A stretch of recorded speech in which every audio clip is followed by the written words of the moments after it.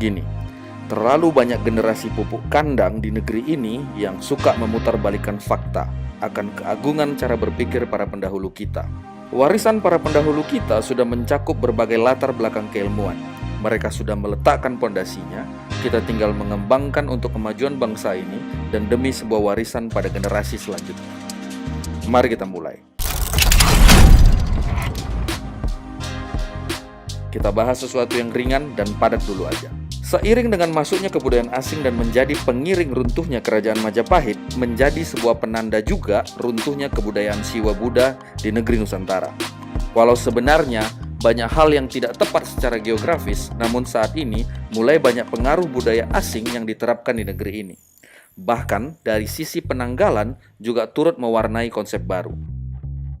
Namun pengaruh Siwa Buddha ini tak hilang begitu saja. Manunggaling Kaula Gusti tetap menjadi dasar dari konsep kehidupan masyarakat Nusantara bagi mereka yang memahami jati dirinya, yang memahami dari mana dia berasal, untuk apa dia dilahirkan, dan kemana dia akan kembali, sehingga tidak ada istilah tersesat bagi masyarakat Nusantara. Mungkin banyak yang tidak mengenal mengenai penanggalan satu sura. Tentunya berbeda dengan yang beredar pada film-film horor dengan propaganda mengenai satu suro yang cenderung terkesan mistis dan klinik. Jika mau melihat sejarah jauh ke belakang, tidak semua suku atau bangsa di dunia ini memiliki kalendernya sendiri. Dan negeri kita termasuk di antara yang sedikit itu. Hal ini membuktikan bahwa nenek moyang kita bukan orang bodoh yang tidak memiliki pengetahuan akan tata surya. Setiap budaya di negeri ini punya kalendernya. Ada kalender Batak, Bali, Sunda, juga Jawa dan beberapa daerah lain. Terkait dengan satu sura memang banyak dikenal dengan istilah kalender Jawa, sebuah kalender asli yang dibuat tidak berdasarkan agama atau aliran kepercayaan apapun. Kalender sendiri berasal dari kata kala ider.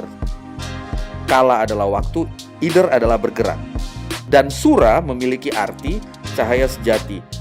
Su berarti sejati dan Ra berarti cahaya atau kemataharian.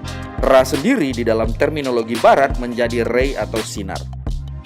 Kalender Jawa diciptakan oleh Empu Hubayun pada tahun 911 sebelum Masehi, dan pada tahun 50 sebelum Masehi, Raja atau Prabu Mahapunggung pertama, juga dikenal sebagai Ki Ajar Padang pertama, melakukan perubahan terhadap huruf atau aksara serta sastra Jawa.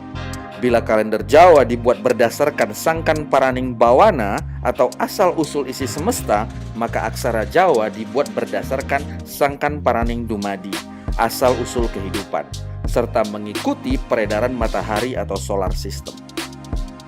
Jadi, apabila ditilik berdasarkan penanggalan Jawa yang diciptakan oleh Empu Hubayun pada 911 sebelum Masehi, maka pada tahun 2020 sekarang adalah tahun 2931 tahun Jawa.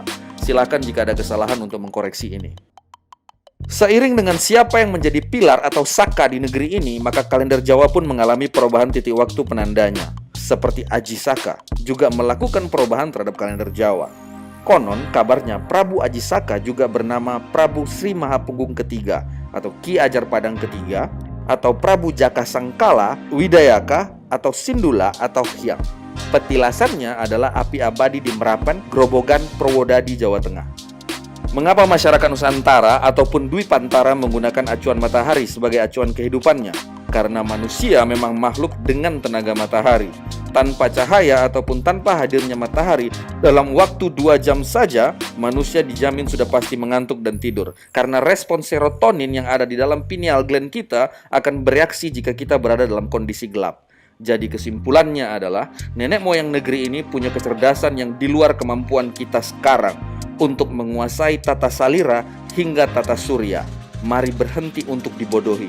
Selamat Tahun Baru Satu Sura 2931.